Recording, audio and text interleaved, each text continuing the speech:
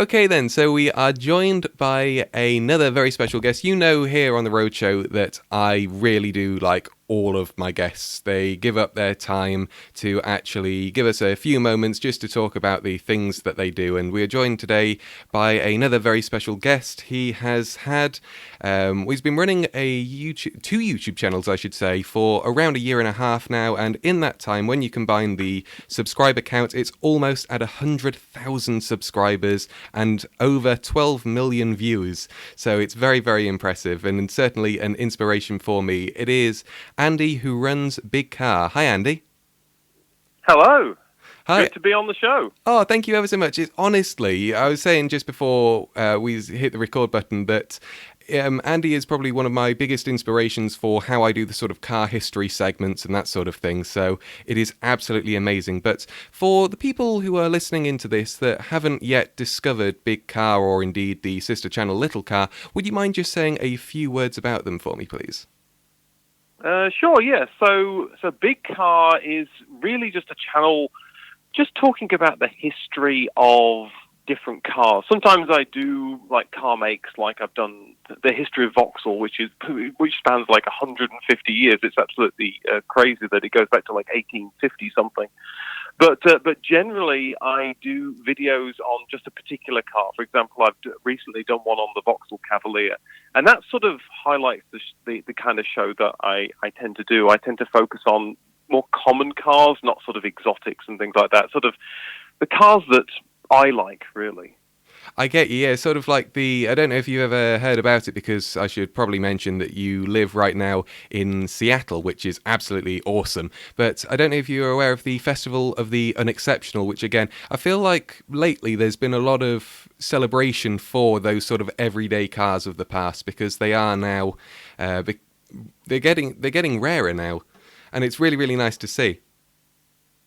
They are getting rarer. I was actually surprised to look, because occasionally when I do research on cars, I look at the different, how many of them are remaining, and certainly the Morris Marina, there's like 150, 300 of them left or something like that, and it's similar for the Vauxhall Cavalier, which is startling if you think about how many of those were on the road in the day. And the problem is that, like, the more common cars people tend to just forget about, and it's like, yeah, okay, we've seen that one, we're not interested, but we're more interested in quirky cars.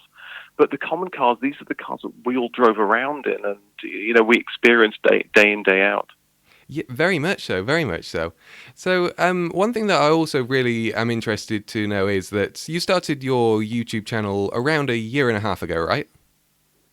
Yeah, something like that. Yeah. So I had a bit of an interesting false start with it. I started the channel, YouTube closed it down, and then I restarted it. But yeah, so January last year. Yes. Oh, okay, so I do actually. Yeah, I remember that now that you said, because I remember the first video that I saw was the Austin Metro story one, which came up in my recommended, and it just felt such a fresh idea.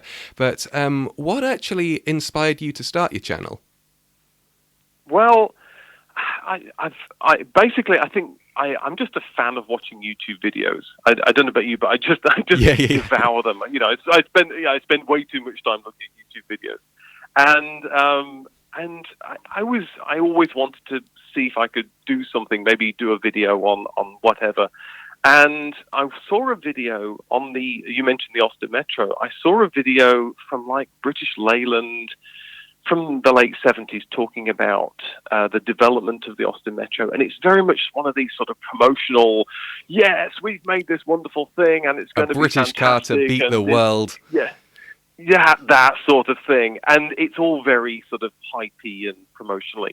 And it just got me thinking, well, what was the story? Because I didn't know, what happened to the Austin Metro? And so I went and looked. There's a channel called AR. There's a website called AR Online. It's brilliant, isn't it? It's really good. It has some wonderful, in-depth written histories about certain cars. And that was just a fascinating history. And so I thought, well, maybe I could just make a video about it and maybe explain it to other people. So, and plus, I'm not really, or at least maybe 18 months ago, the whole idea of like standing up in front of people and talking was definitely not my sort of thing. I remember when I had to do that at school, I was always like tried to be the last person picked because I didn't want to be in front of people.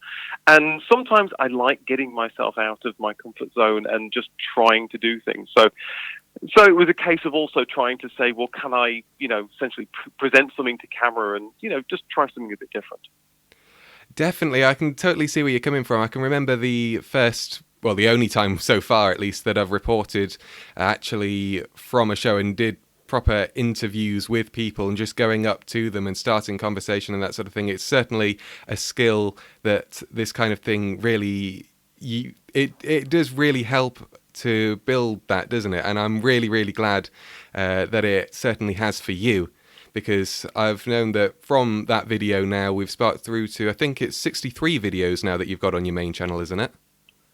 Is it? Wow. I think a lot of videos. I know, they go by fast, don't they? I must admit, I did realize after a while, after doing it for a few months, I realized I would have several hours worth of video. So it would take loads of hours and hours to go through the video. I thought, that's a lot of video I've done. It really is. Same here. It kind of dawned on me because we've been doing the roadshow for just over a year now. So if you think about that as sort of 52-hour-long shows, I mean, they weren't originally hour-long. You've got a lot to... You certainly, you'd be going for over 2 days. You get sick and tired of my voice, at least. But one thing that really does stagger me about your videos, and sort of I kind of know to a bit of a lesser extent from doing research for my own, is you must put a lot of research into what you do. How much time do you think you dedicate to researching a particular car and script writing and all of that kind of fun stuff?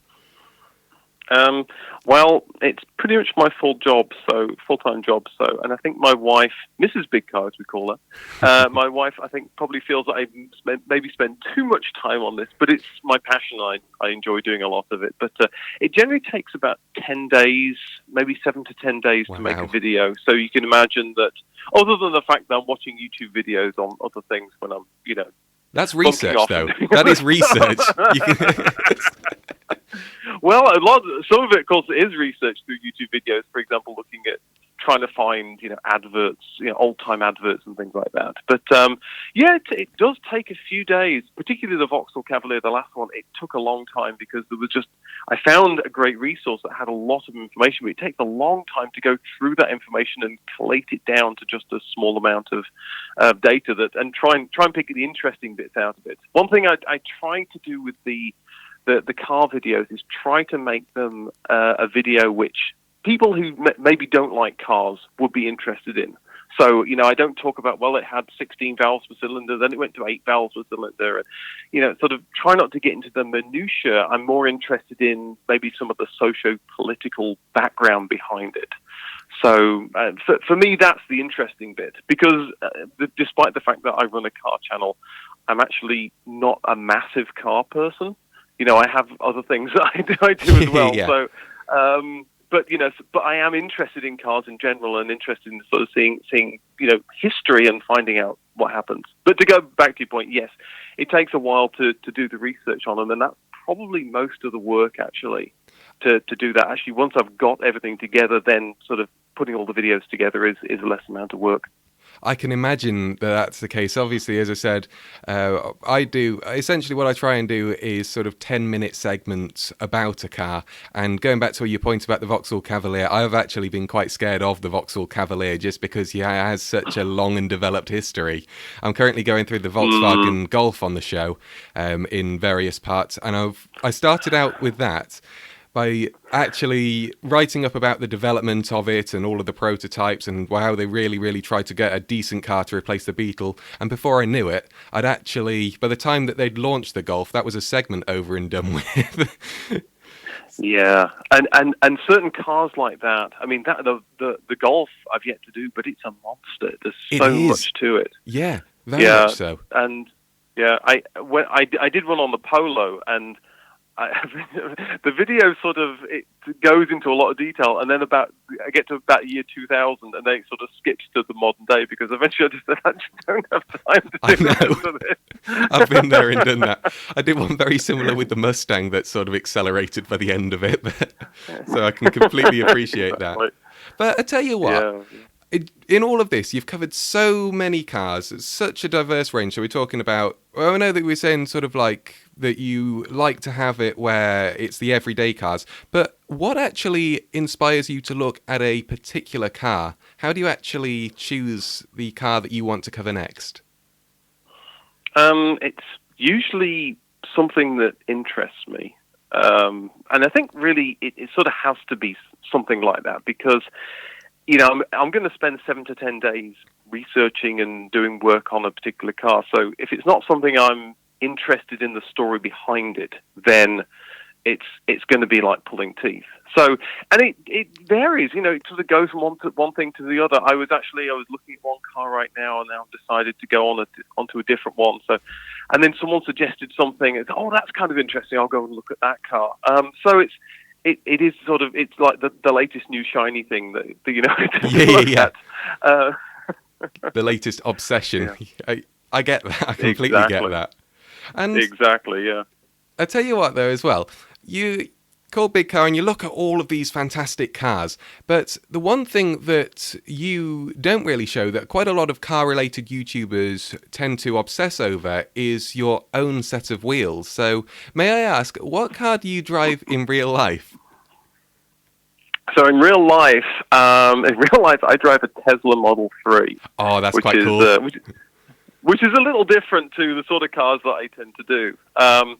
But I think certainly the cars that I look at through my channel are kind of cars that sort of I've liked over history. So my wife has a Mini, which is kind of fun.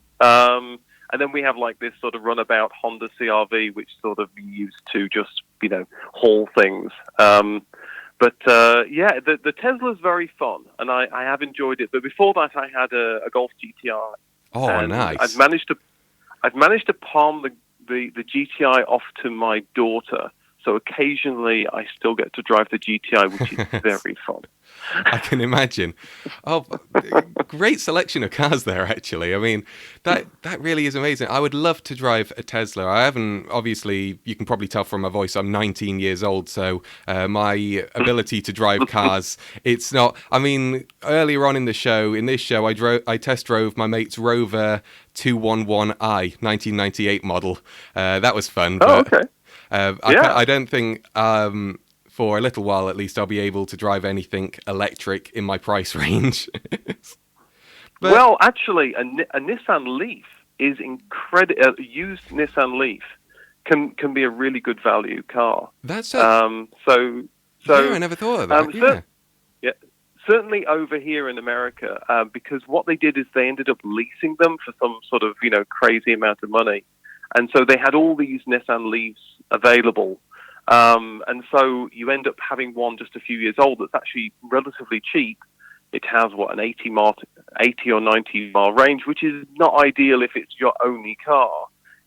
That's true. You don't get very far until you sort of run out of charge. But particularly if you take that, and even if the battery pack's kind of, had a problem or, it's going out of date, just changing the battery pack, you could actually end up with a very good value car. So anyway, Nissan Leaf.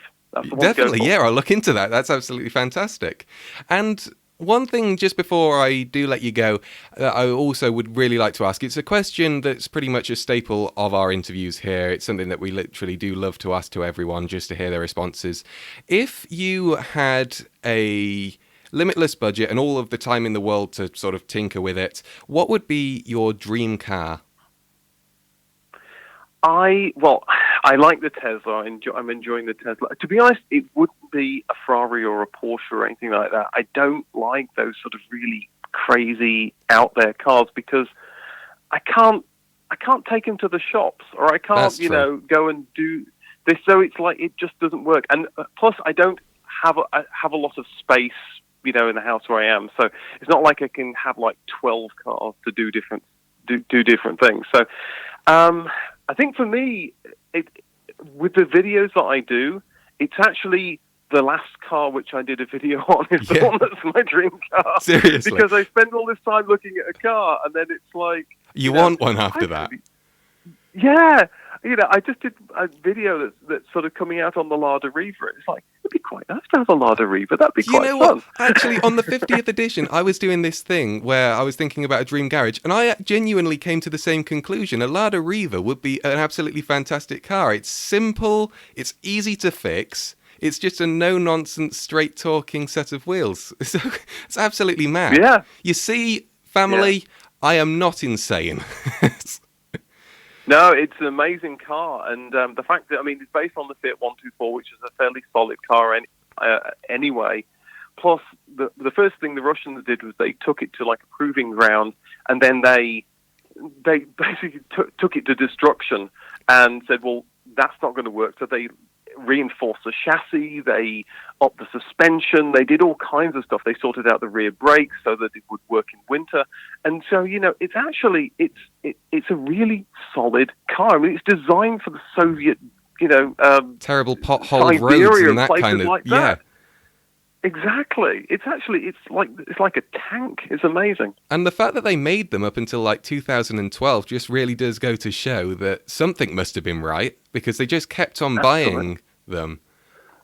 They just kept going, and they've made more Lada Rivas than they have Model T Fords. Yeah, which is amazing. And that's saying something, given that it was something like by the time that the Model T went out of production, more than half of the cars in the world were Model Ts, and there were more Ladas made. Absolutely fantastic. Mm-hmm.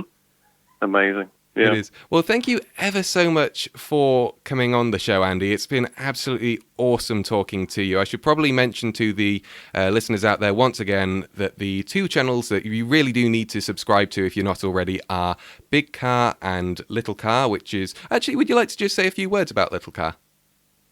Yeah, Little Car started off as an experiment to see if... Could I basically read a Wikipedia article and put some images under it and make something that's compelling, sort of as an experiment. And it's morphed into something where it's basically stuff that isn't car histories. So it's now there's more production value behind it and things like that. But I do things like paternoster lifts and like there's a Wuppertal flying railway in Germany that I did something on. Oh, yeah. Yeah, and something on the history of Dunlop. And Dunlop actually has a really interesting history, going back to, the history of pneumatic tyres and things like that. So it's just a little bit different, but it's the same sort of stuff, but just, again, histories and stuff that I find interesting. Definitely, and it's clear to see that a lot of people also do find it interesting, given how many people are watching and subscribing to you, and that's for a very good reason. And also, I should point out, just before I do finally let you go, that there is also a Patreon page for Big Car, and as well merchandising that you can buy just to keep you going. That's right, isn't it? There's some really terrible merchandise, absolutely. No, seriously, I would treat. I genuinely feel like I'm going to treat myself to a mug to commemorate the time where you came onto the roadshow, because it has been absolutely fantastic.